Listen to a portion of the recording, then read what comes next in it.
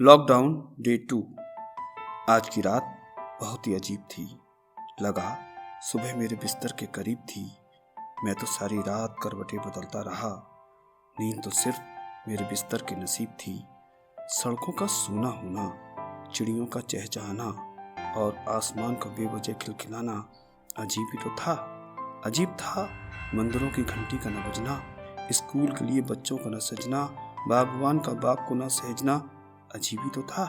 इतने अजीबों के बीच मैं, मेरी चाय की प्याली और चाय से उठने वाला धुआं तीनों ही चाहने लगे मैं उसे फ़ोन लगाऊं। फ़ोन उठाया, मिलाया, लड़की खांसी, घंटी गई और एक रूखी सी आवाज़ ने हेलो बोला।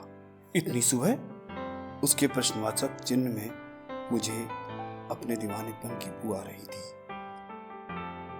अरे बीबी छोड़ो, मुझे ख्वाबों की दुनिया का ख्वाब दिखाकर तुम मेरे ही ख्वाबों से चली गई। अच्छा, जब मैं पास थी तब प्यारे इजहार न किया, अब पास ना हूं तो बेरुखी का सिला दिया।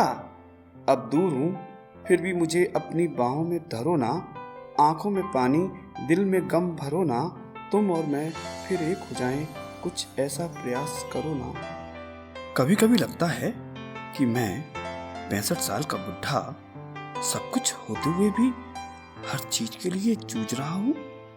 पहेलियां तो बहुत हैं, मैं अपने बूझ से सवालों को सूझ रहा हूं। अपने दिमाग में बसी यादों की खिड़कियों, दरवाजे और गलियों के नुक्कड़ के बीच अभी तक मैं जूझ रहा हूं। मैं हाथ पर हाथ धरे खड़ा था, बैठा, सोचा।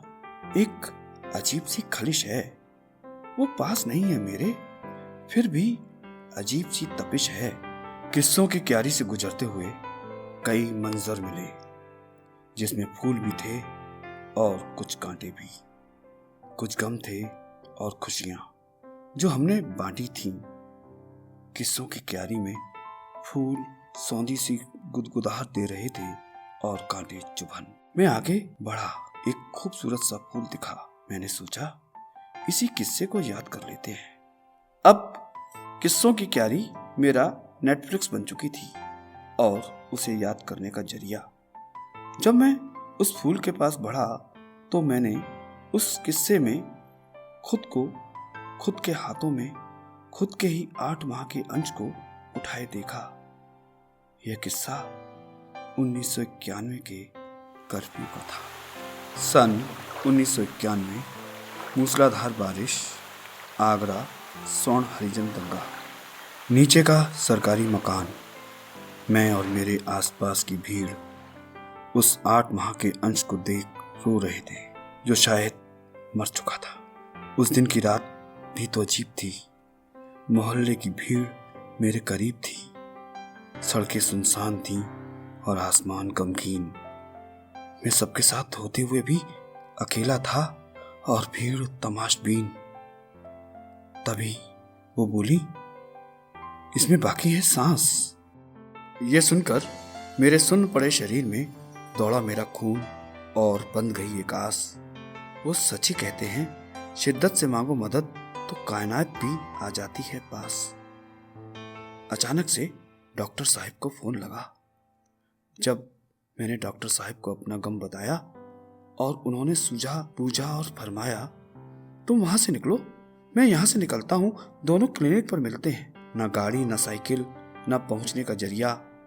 आसमान रो रहा था और सड़क बन गई थी दरिया। सोचता कश्ती ही होती तो मंजिल तक पहुंच जाता, जैसे डूबते हुए को तिनके का सहारा। अचानक से गुजरते हुए ऑटो को मैंने पुकारा, छिबटोला चलोगे? निसंकोच उसने ना किया। बोला, बाबूजी बारिश और कर्फ्यू दोनों ही हैं। तभी उसकी नजर मेरे अंश पर पड़ी। बीमार है? उसने तुरंत ऑटो चिबुटोला की तरफ मोड़ा और हम अगले 10 मिनट में क्लिनिक पर थे।